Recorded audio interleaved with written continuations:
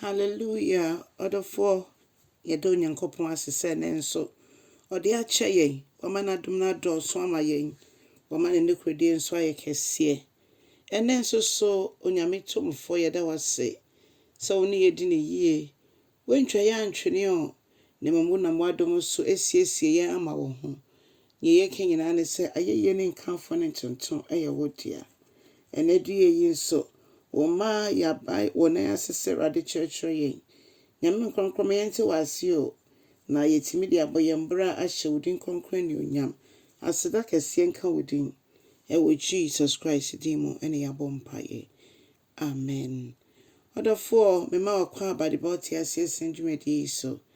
Na ebefe akenkan nsɛm afi Korintofoɔ ma edi kan. Eti dumiɛnsa. Ntikyemu 9 ekosi ensia. Ebia na yɛde enson no nso so ebeka ho. Ose odo wa botre na odo yamuye. Na odo eni mmre obi ade ana se onhoahoa ne ho na onye ahantan. Na afei ono ohwe se nia eye ne dia nko a ena neni ebeso. Odo ehun yira no ewo obi abrabɔ ho anase se de obi sifa kasa ne momoto ne boase na woyi aten. Odo emfa boni ensie ana ontwrento ho sase mesi ye me boni sade enti na matwra to ho se me nso se tie bia meye ne bi da bi. Yesi ye odo a na entesa na se ye odo a yentimi enye ne sa. Abribia meka so odo de eye Yesu a efise ye de toto ho a ono nko a ene na brabo etimi sipi wo sa neme a ye kan ho. Odo eni enje se yebu obi yebu no atanya enye atentenene se yebu obi for bra yedi adanse krumo ede afa ne ho de bi odo entesa.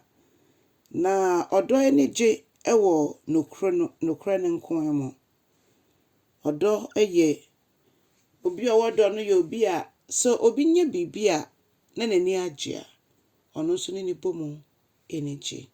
Se the Bible aka chense ni a nani agye ne ose no ye ne momo ma ye ni enye. Ni a ono so onni enije no ye ne nyina momo. Ye mfa nyame asɛm ma no ne ncheche ne were. Odofo odo eyade a eye duro ntina Bible ka chense odo eno ena edi kan. Odo eni da so ni gidi nemum odo ena edi kan. Afei ose odo empaba na odo enja ni gidi mu. Debia odo eweni da so na odo etimi gina tibie bia beba na kwemu bia ensohwe bia beba na kwemu bia bibi biara ebesi na kwemu no otimi gina efise ohun kronkron no enu nti meka se sie ye gidifoi sie betimi anante wodomu a agye se ye hye Kristo agye se ye fa ne hye te satade na otiyemu ne ya hye no a yana monto bia nso bewie nkonimdie mu. So otiyemu ne ya hye no a sa atade a ye bie ya no a ejina nyame asɛm so ana mo bia ye betu bia ejina nyame asɛm so. Nyame nkonkon boa yen na yentimi nante ewo odomu. Ye ne afoforo emmomo nante emfa se de na brabo ne suban tie no ma ya hoɔden na yentimi nno yetimi ado de akɔwieye na afoforo nso aba be hu Kristo Yesu. Yeda wase bebre se na nso wetie yen. Ne rade wa ya hye ho ne onyam. Boa ye woda yi mu ne ya brabo ne kasa ne bibia yenkyere odo wo mu. Odofo kai hu ne se odo ewa botre.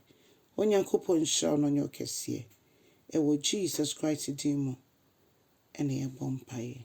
Amen and amen.